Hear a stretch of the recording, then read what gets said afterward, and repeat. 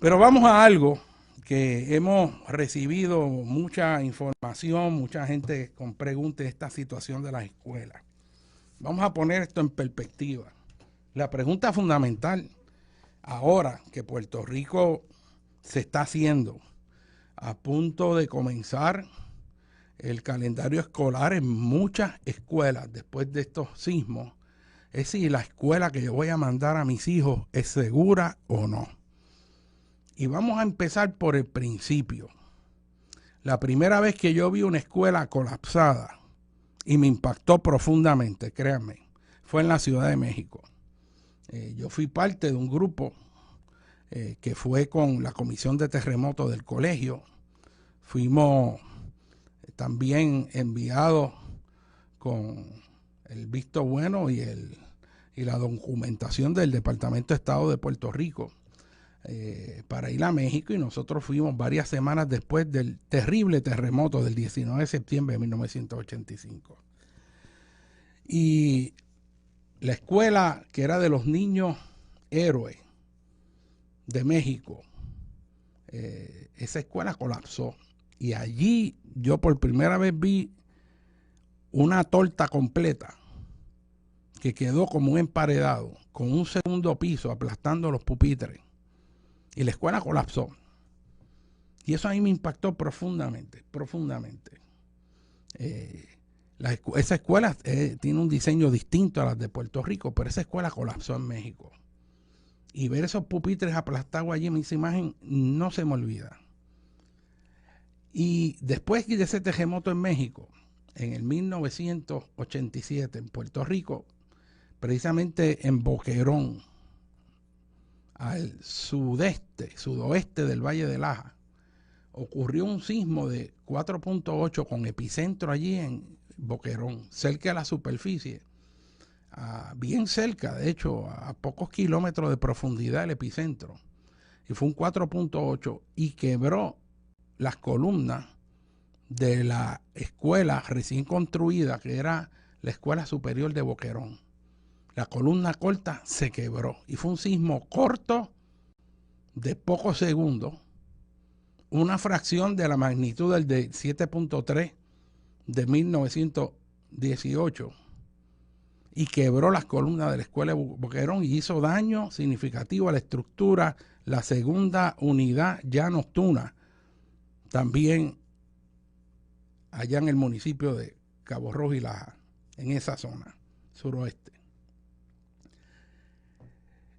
Y en ese momento la tierra empezó a temblar mucho en el suroeste y la gente estaba bien ansiosa.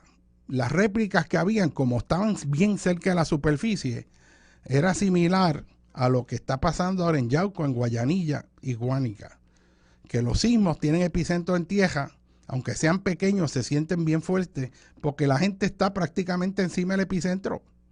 O sea, los epicentros están ocurriendo donde está la gente, los pueblos. Este sismo de ayer, si usted tiene una línea más o menos este-oeste entre Yauco y Guayanilla, en el medio, ahí fue el epicentro de un 5. O sea, está temblando y la gente está bien nerviosa, como es natural. Y había tanta ansiedad, y recuerdo que ahí en 1987 surgió que eran los platillos voladores entrando y saliendo debajo de la tierra en Laja. Surgió que eran bases subterráneas de los americanos, que eso tenía que ver con las bases. Creo que iban a hacer algo en Laja de un radar, pero todavía creo que eso no estaba. Pero habían 20 rumores de lo que estaba causando los temblores. Y naturalmente, los que trabajamos con esto sabemos que son terremotos de origen tectónico, que en el análisis final tiene que ver con el movimiento de las placas tectónicas. Y el gobernador de entonces, Rafael Hernández Colón, en ese momento Heriberto Acevedo era director de lo que era la Defensa Civil de Puerto Rico, crearon la Comisión de Terremotos. Y en ese momento estaba un sismólogo muy bueno, Bill McCann, que estaba dirigiendo la red sísmica y que desafortunadamente no le quisieron dar permanencia allá en el recinto de Mayagüez.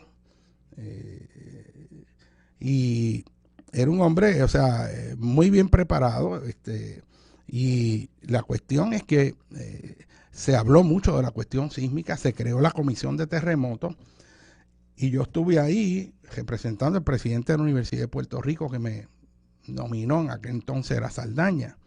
Y estaba la gente de la Comisión de Terremotos del Colegio de Ingenieros. Recuerdo que estaba José Luis Capacete, un ingeniero geotécnico excelente, buen amigo, extraordinario. También estuvo o asesoraba a Bernardo de Chapel, Samuel Díaz, excelente ingeniero estructural. Y había un grupo de gente muy, muy, muy buena. No recuerdo si al principio estaba Crista o vino después, pero había un grupo de gente buena que se discutía toda una serie de issues en esas reuniones de nosotros.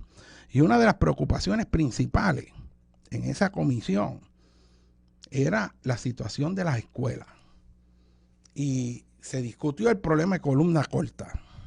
Yo recuerdo que José Luis Capaceta, que era un ingeniero de muchos años, de mucha experiencia en Puerto Rico, señalaba que cuando ocurrió el sismo de Managua en Nicaragua, que fue un sismo de magnitud 6.2,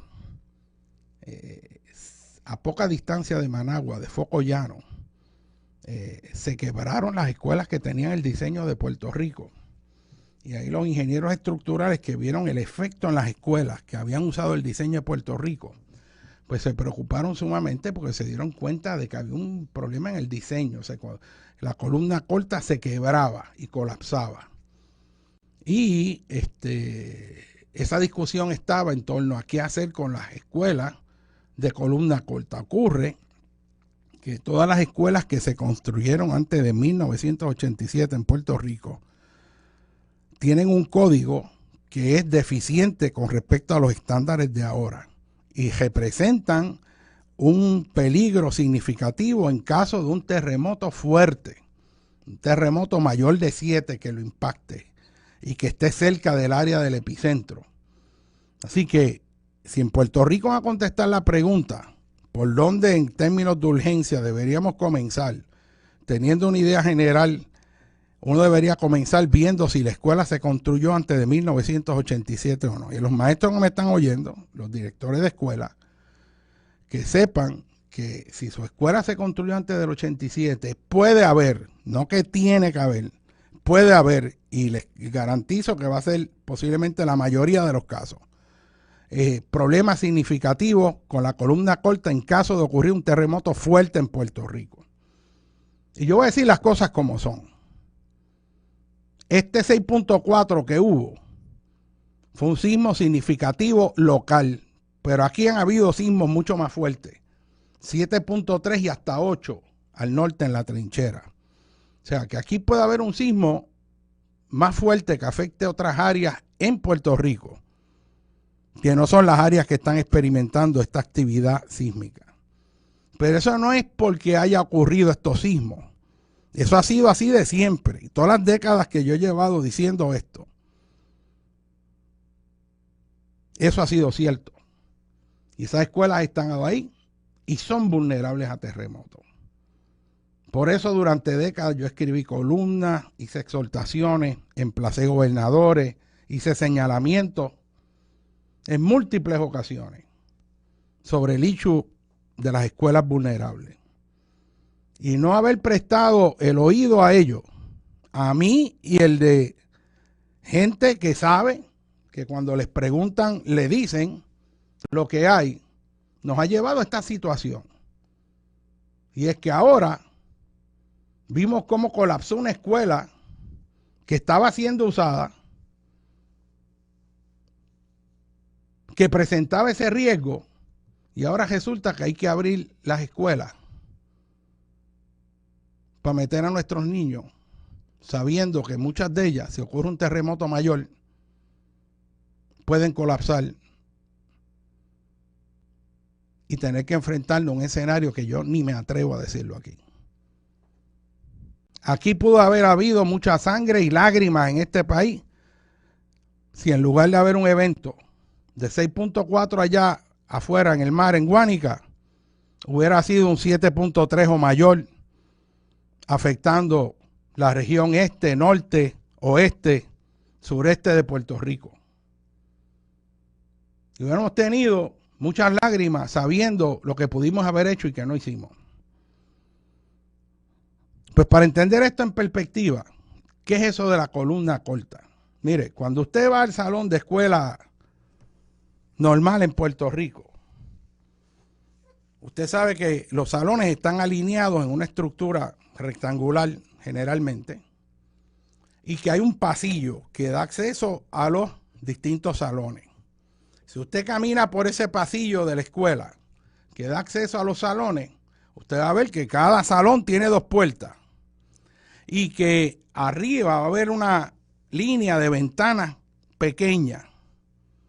Va a haber una pared y en la parte superior hay una ventana que tiene 1,5 pies, 2 pies de espesor más o menos. Y ahí usted ve que hay un tuquito de columna, como decía José Luis Capacete, una columna corta, y ese tuquito de columna que está ahí, que separa la torta, el techo, de la parte de abajo, esa columna es la que es vulnerable.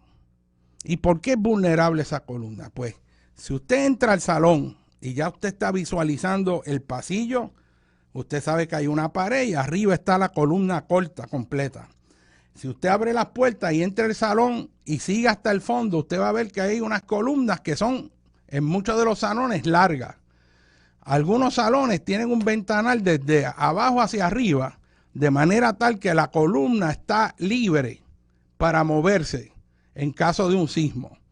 O sea, que pueda tener un comportamiento con cierta elasticidad, conductividad, y se va a mover mucho más porque no está aprisionada por la pared que hay en la entrada, donde hay una pared de bloque completa que amarra la columna y lo único que deja para poderse mover en un sismo es el tuquito de columna. La que está en el interior en caso de un sismo puede moverse más que el tuquito de columna, ejerciendo un efecto de torsión. Y la columna es muy rígida y lo que hace es que se parte. Si el sismo es pequeño, se agrieta, se puede agrietar en X, escupe el hormigón para afuera y se queda la varilla afuera, como se ha visto en muchas ocasiones.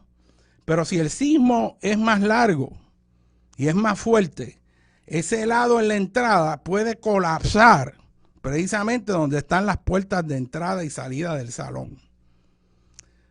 Si el sismo fuera más fuerte todavía, no solo podría colapsar el salón donde están las puertas, sino la parte de afuera si las columnas se quiebran. Y entonces tú tienes lo que se supone que no ocurra, que es que tú quedas como un emparedado en el espacio entre el techo y el piso. Y eso fue lo que pasó en esta escuela en Guayanilla, que vimos cómo hubo segmentos completos que se fueron. Y gracias a Dios que ocurrió en la madrugada y no había nadie ahí y no había un periodo escolar. Así que eso se sabe desde hace décadas, se ha señalado desde hace décadas. Sin embargo, no se le ha dado prioridad. Y el problema que tenemos ahora es el siguiente.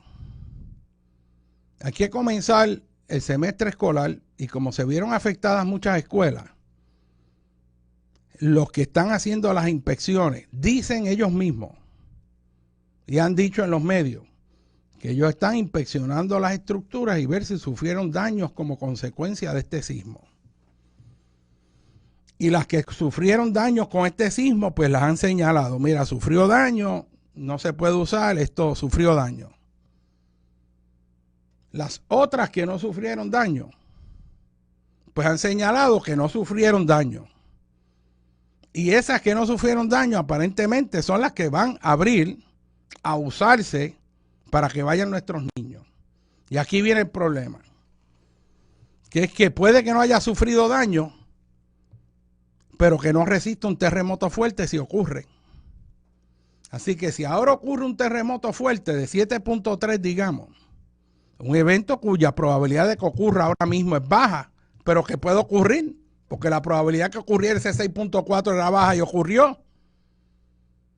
Tenemos el elemento de incertidumbre de que vamos a mandar a nuestros niños a escuelas que aunque no sufrieron daños por estar lejos del área donde están ocurriendo los sismos. Aún así, sabiendo que no aguantan un terremoto, los vamos a mandar a las escuelas.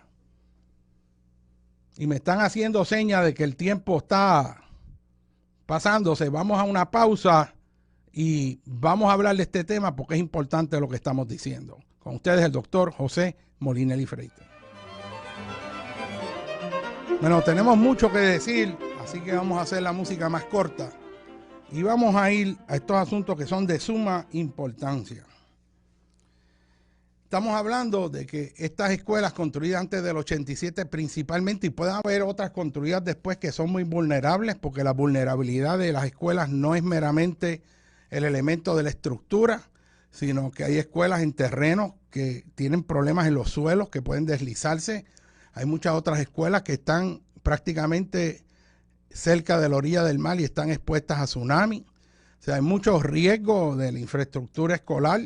Hay otras que estaban o están expuestas a gases que puedan salir y las afecten. No sé si se acuerdan todas aquellas escuelas que tenían que cejarse por emanaciones de gases porque habían industrias o actividades que eran incompatibles pues con estas escuelas en el perímetro de la escuela. O sea que un análisis responsable para proteger a nuestros niños en las escuelas no es meramente la cosa de terremoto, es la ubicación de la escuela con respecto a otra serie de riesgos que hay que considerar. Pero una vez establecido este problema de las casas en columna corta, yo voy a hacer un reclamo a este gobierno con respecto a que nos digan cuántas escuelas son de columna corta y no aguantaría un terremoto de diseño. Aquí hemos oído a funcionarios de gobierno o personas contratadas por el gobierno dando información de lo que están haciendo, y los datos que han dado ellos mismos dicen que hay un total de 857 escuelas que se están usando en Puerto Rico ahora mismo. Y que esta semana abren 225 escuelas. Que hay 140 escuelas que son aptas parcialmente. Y eso se entiende que no se pueden usar, pero que hay que hacer, que están aptas parcialmente. Quizás puede usar unos salones, pero no otros. O unas partes de la escuela, si hay múltiples edificios, ¿verdad? En la escuela que hay un sector o varias estructuras, pues quizás unas se pueden usar y otras no. Pero lo que no nos han dicho, que es fundamental, es cuántas escuelas hay en Puerto Rico que si ocurre un terremoto fuerte, como los que han ocurrido históricamente en Puerto Rico, pueden colapsar. Y eso es lo que el pueblo quiere saber y eso es lo que no se le ha dicho. Aquí se han hecho inspecciones y se hicieron todas las inspecciones de María. Ahora se hacen todas las inspecciones supuestamente después del terremoto, pero el número que no sale, porque esta gente habla y empieza a hablar y como que sí, como que no, que para aquí, para allá. Y nunca el país entiende dónde es que estamos parados porque no hay transparencia. Y entonces, ¿cómo uno va a mandar al hijo de uno a una escuela que no sabe si cumple con el código o no? ¿Cómo uno va a mandar tranquilo al hijo de uno en una escuela que si ocurre un terremoto fuerte uno sabe que no aguanta? Y yo no quiero hablar ni del escenario de lo que eso significa cuando un padre vaya a buscar a su hijo en una escuela y ve esa escuela colapsada. Es que a mí se me paran los pelos de la indignación y del dolor y angustia que produciría esto en este país. Así que el país necesita saber, los padres necesitan saber cuántas escuelas no son sismo resistentes. Esa es la pregunta, no es si, no, está bien, nosotros le inspeccionamos, mira, no tiene grieta, vimos, mira, se usaba antes, pues ahora todavía se puede usar. O sea, eso mismo fue lo que pasó en la escuela en Guayanilla. O sea, si el sismo hubiera sido en el noreste de Puerto Rico, la de Guayanilla quizás hubiera quedado en pie y lo hubieran inspeccionado y dicen, no, mira, no sufrió daño, la podemos usar. No, pero es que hay una vulnerabilidad crítica, que es que no aguanta. Así que yo Y sé que esto es una expresión que va a crear una presión fuerte sobre el gobierno. Sé que posiblemente venga un aguacero del otro lado, pero yo estoy aquí y mi misión de vida, en este sentido, en esta coyuntura, es decir la verdad, no quedarme callado y decir lo que muchos saben que no se atreven a decir. Porque naturalmente decir tiene consecuencias en Puerto Rico. Y yo les puedo hablar de eso. Pero yo voy a decir porque esta voz no la calla nadie. Y antes de que se abra este semestre escolar, los padres tienen que saber si su escuela cumple con el código de terremoto o no.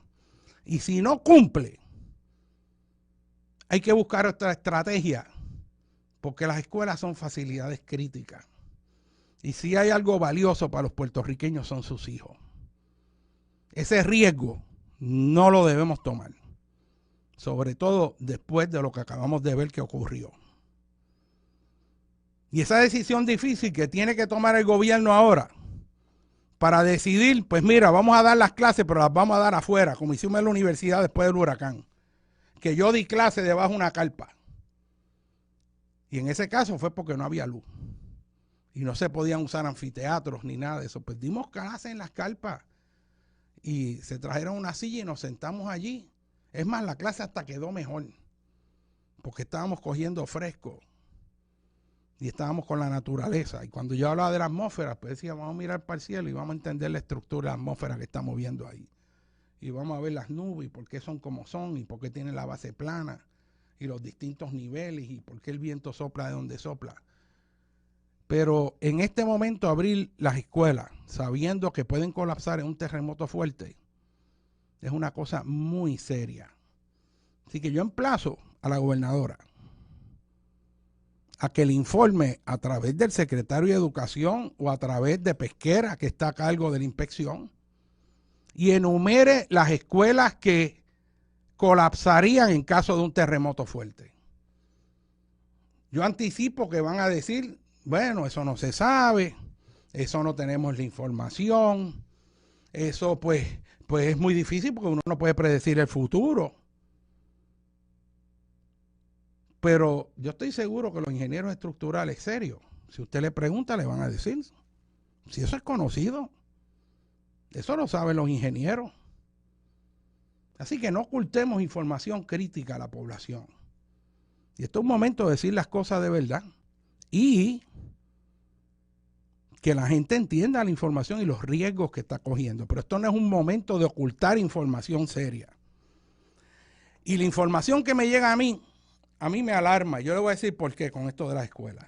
Y yo les voy a leer un mensaje que recibimos hace poco tiempo, en la mañana de hoy, de una maestra que lo mandó cuando empezó este programa. No voy a decir el nombre para protegerla, pero dice así: saludo, soy maestra del Departamento de Educación en el área de San Juan y tengo una gran preocupación.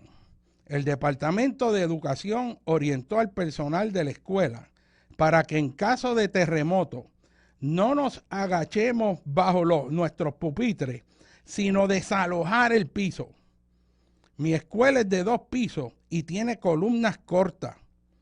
La junta de la escalera y el edificio tienen una grieta según la inspección, así como la rampa. ¿Esa recomendación es correcta? Nos dará tiempo desalojar 100 estudiantes del segundo piso tan rápido. El pasillo no colapsará rápido. Espero que me pueda ayudar porque tengo mucha preocupación. Muchas gracias.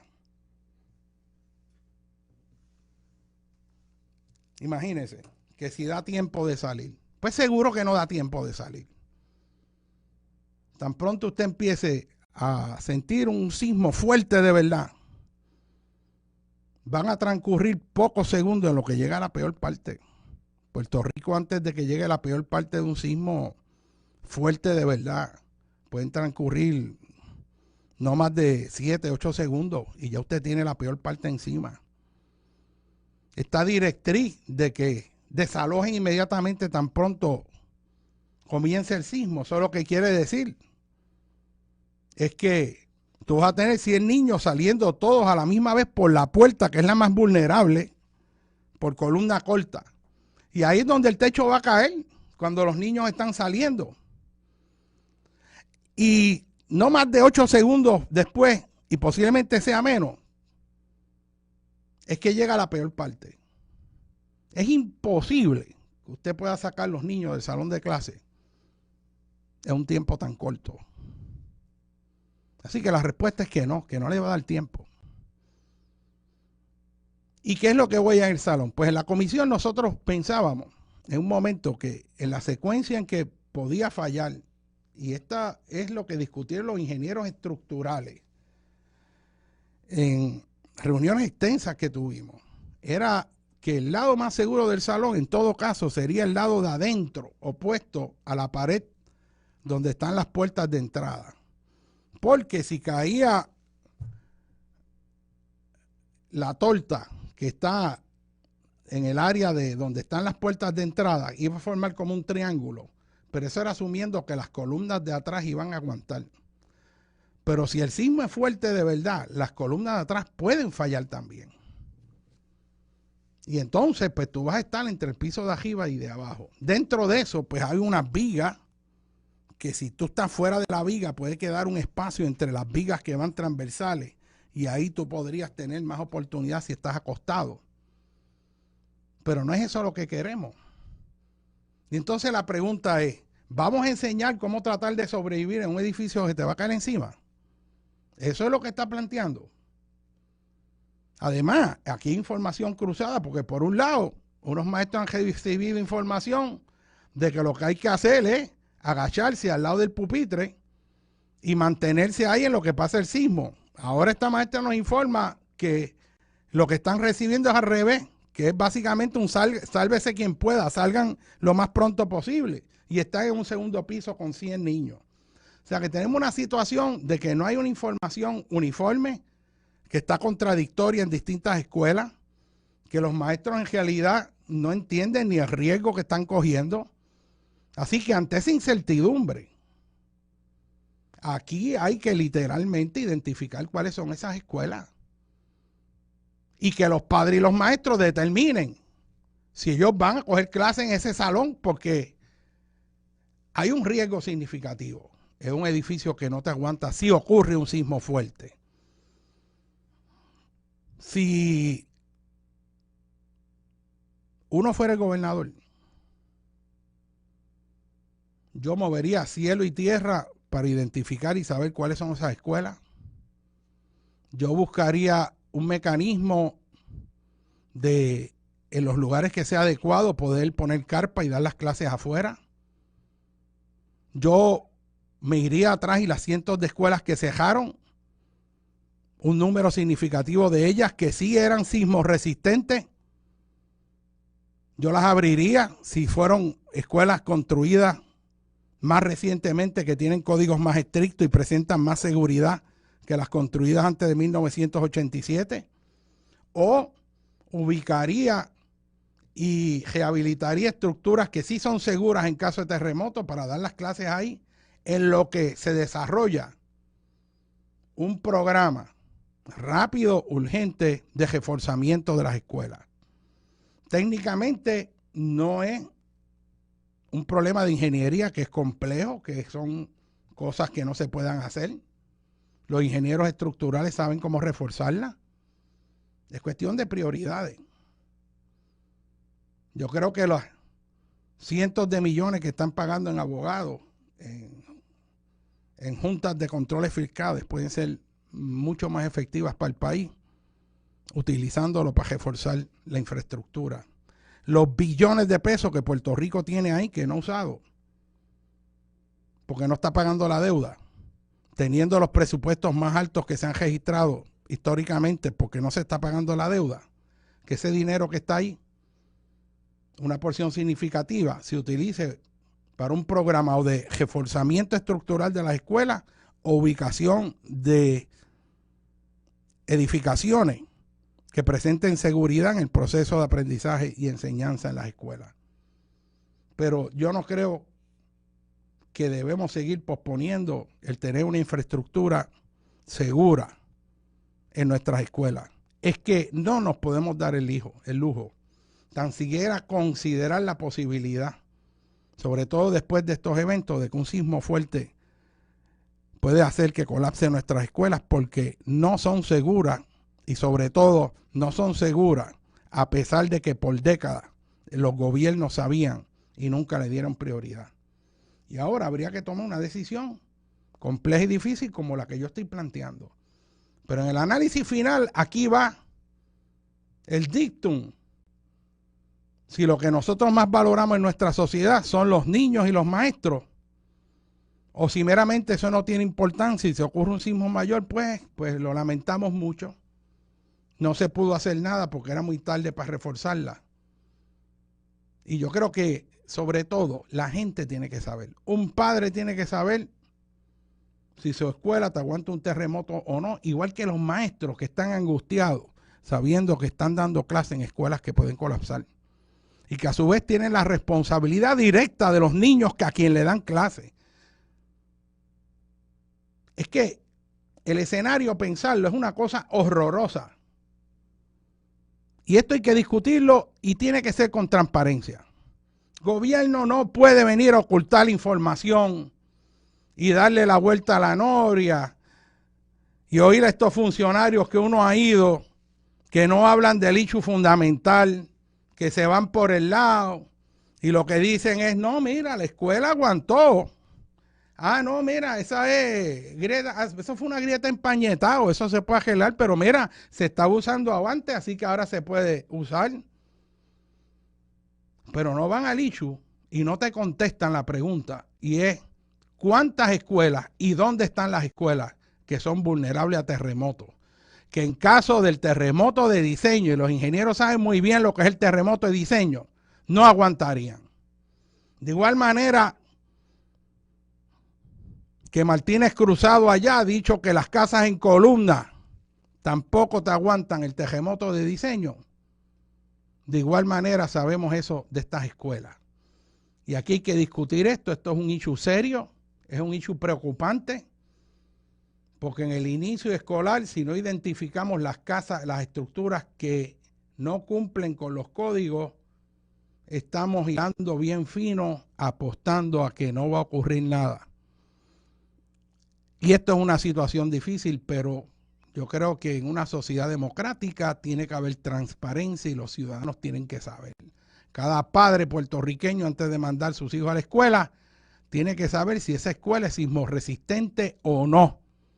Y sabemos, y Jay Fonseca en esto ha dedicado un tiempo valioso informando al país y ha mostrado evaluaciones que han hecho las escuelas que dicen claramente, mira, esta escuela en realidad no sufrió daño significativo, podría usarse porque no hay daño como antes, pero esta escuela tiene columna corta, esta escuela en caso de terremoto fuerte no te aguanta, no cumpliría con los códigos de ahora, es de alto riesgo y tiene que bregarse con esa situación. Y entonces, ¿qué decisión vamos a tomar como país? Esta es una situación bien seria y yo lo que pido aquí, que en vez de empezar ahora a hacer ataques de aquí y de allá, que es lo que siempre ocurre, vamos con responsabilidad y seriedad a que haya una discusión con los padres, con los directores de escuelas, con los maestros, con la sociedad, para buscar una salida que sea satisfactoria. Y los padres están bien preocupados. Y yo creo que esta preocupación de los padres es legítima, naturalmente. Y el gobierno no puede hacerse de oídos sordos, porque aquí nos va la vida de los hijos de nosotros. Y los gobiernos que no han oído por décadas, quizás la gobernadora que está buscando hacer algo diferente, yo de corazón les recomendaría que rompa esa tradición devastadora política de no hacer caso, de seguir los consejos de una gente que no están verdaderamente por el mejor interés del país y que tenga la valentía de cogerse un ingeniero y que digan claramente las que aguantan un terremoto y las que no. Porque eso es lo que el país quiere saber. Los padres quieren saber eso. ¿Cuáles son las escuelas? ¿Cuál es el nombre de la escuela? ¿Dónde está ubicada? Que son de columna corta o que no cumplan, si fuera por otra razón, que no puedan resistir un terremoto fuerte. Eso es lo que se quiere saber. Y el padre que tome la determinación y los maestros que tomen la determinación. Pero a mí me parece horroroso el que, sabiendo que si viene un sismo fuerte las escuelas van a colapsar, sobre todo después de estos eventos, que nosotros abramos las escuelas y sigamos como si nada hubiera pasado, como ya hemos hecho por muchas décadas, que es que seguimos como si nada hubiera pasado, para que cuando ocurra estemos lamentándonos y diciendo y pensando lo que pudimos haber hecho que no hicimos. Esta situación de las escuelas es seria. Sepan ustedes que esta escuela tenía un buen diseño para las zonas tropicales, y es que tenía buena ventilación. Esa pared que hay en el lado del pasillo aísla al salón del ruido del patio, y por eso se copió por toda América Latina. Además, las escuelas son el refugio de la población en caso de un terremoto. Están los refugios. Muchas de las escuelas son los refugios en caso de huracán.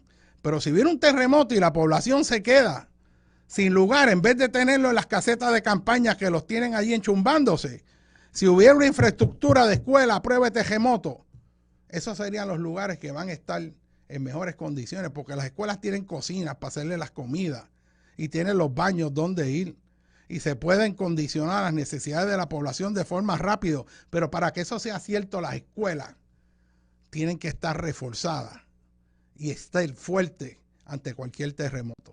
Y eso, lamentablemente, a pesar de que se dijo por décadas, no se hizo. Y ahora hay que ver qué solución se busca y no hay tiempo. Y ahora quieren que en este corto tiempo nosotros volvamos a meter a nuestros hijos en las escuelas como si nada estuviera pasando. Mire, es que yo sé que los padres no van a poder estar tranquilos ni los maestros. Es más, cuando sientan un sismo pequeño, eso va a ser una cosa horrorosa. Así que es un momento de tener un diálogo con el país, de tener transparencia, de informar al país. Y aquí se ha dado toda la información menos la más importante, que es la pregunta de cuáles son las escuelas que no resistirían un terremoto fuerte, porque la gente necesita saberlo. Sabemos que la mayor parte de estas son columnas cortas, muchas construidas antes del 87 y que hay otras también. Pero esa información la tenemos que tener, y vuelvo y hago hincapié en eso porque eso es totalmente fundamental para atender esta situación. Así que yo quiero de nuevo emplazar a la gobernadora. Y miren, señores, esto va a decir que eso es política partidista. Mire, yo no le voy a hacer caso a nada de eso. Yo sé cómo es que vienen las cosas. Pero yo he visto y yo sé las consecuencias de eso. Y no me puedo quedar callado. No me puedo quedar callado. Y la gobernadora tiene que oír a quien tiene que oír. ¿Y sabe a quién tiene que oír? A los padres de los niños, a los maestros que están en la escuela, a los directores de escuela. No es que oigan a José Molinelli, es que oigan el reclamo de transparencia que está haciendo el país. Mire, yo lo tengo aquí en mi celular. Esto está lleno completamente de llamadas preguntando qué hago. Me dicen una cosa, en otro lado dicen otra cosa. O sea, aquí hay un estado de confusión terrible. Hay escuelas que la gente está preocupado porque son escuelas viejas y no saben si aguantan los edificios. Otras que están ubicadas en zonas de tsunami y en realidad, ¿qué pasa? Otras que no saben si resisten un sismo. Bueno, hay un sinnúmero de inquietudes. Otras de cómo tú te preparas. Otras, y aquí viene una cosa, mire, si usted está en una escuela, no hay mochila que valga si la escuela se cae. Y aquí oímos que la preparación sísmica es la mochila, y eso es importante, no estoy diciendo que no lo es. Porque eso es lo que tú usas cuando Tú tienes que salir de una edificación que puede colapsar y la perdiste y por lo menos tienes algo que comer y tienes tus documentos y tus cosas básicas. Pero no hay mochila que valga si tú estás en un salón de clase que el techo te cae encima. Así que la línea principal para prepararnos es estar seguro que la escuela no falle. Y mire, en la comisión nosotros discutimos hasta si no habían chavos para reforzar las columnas de una cosa que costaba un poquito menos. Yo me acuerdo en aquella época reforzar cada salón era una porquería, eran como 10,000 pesos. 10,000 pesos, bendito. Es más, eso en muchos lugares los padres están dispuestos a poner una porción significativa de eso si es necesario. Si no hay los chavos, yo estoy seguro que en muchos lugares la gente está dispuesta a hacer un serrucho y se pueden buscar los fondos. Porque en realidad, si uno analiza, no es cuestión de fondo, es falta de voluntad política por poner la prioridad donde están. Es la idea de que, eso no tiene importancia, eso no va a pasar nada, lo dejas para después y lo dejas para después. Y cuando vienes a ver el problema, ya es demasiado grande. Y en eso volvimos a fallar en el país. Lo seguimos dejando para después. Y en la comisión nosotros consideramos en las discusiones crear un armario estructural y la idea que los ingenieros argumentaban es, mira, nosotros podemos hacer como un armario bien fuerte, reforzado, que si la columna colapsa, ese armario va a sostener el peso. Es un armario de hormigón reforzado que sirviera como un armario para guardar libros, pero la estructura era como una columna bien fuerte que iba a sostener, aunque partiera, que iba a sostener y aguantar el techo ahí. También se consideró que en vez de usar pupitre, se usaran unas mesas bien fuertes, redondas o rectangulares, que en el salón de clase, en vez de tener un pupitre que es que es flojo para aguantar, imagínate una estructura, tú tuvieras unas mesas bien fuertes, que los niños tan pronto empezara un sismo, pudieran meterse debajo de esas mesas, además del armario. O sea, aquí se pensó opciones y se discutieron. Y yo creo que eso hay que traerlo, hay que discutirlo, pero este es el momento de hacer lo que hay que hacer. No podemos mandar a nuestros niños en escuelas que no aguantan un terremoto fuerte. La gobernadora está emplazada y le exijo transparencia al gobierno, que dé la información de cuáles son las escuelas que no cumplen con código y que en caso del terremoto de diseño de los ingenieros colapsaría. Que den esa información a los padres, a los maestros y todas las personas que están relacionadas al sistema escolar. El tiempo nos traiciona, amigos. Les habla el doctor Molinelli. Esta transmisión la pueden ver en el Facebook de Rosana. Y también si buscan Facebook José Molinelli Freites en Pages, pueden ver esta transmisión de nuevo. Hay mucho más que decir, así que vamos a estar en contacto. Yo creo que esto es un hecho fundamental en este momento. Y el punto es, vamos a tener transparencia y juntos, el país con su gobierno, estoy seguro que si usamos el sentido común vamos a salir airosos de esto. Buenas tardes a todos y buenos días. José Molinelli. Gracias a Rosana.